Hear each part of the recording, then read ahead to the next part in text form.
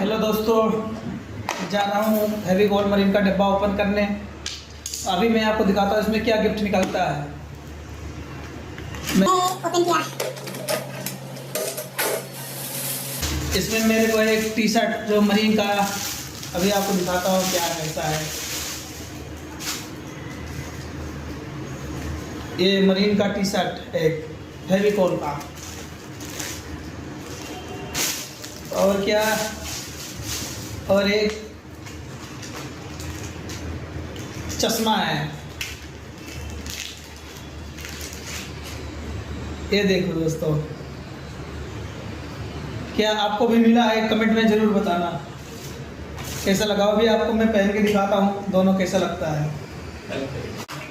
ये रहा दोस्तों अपना टी शर्ट और ये रहा अपना चश्मा।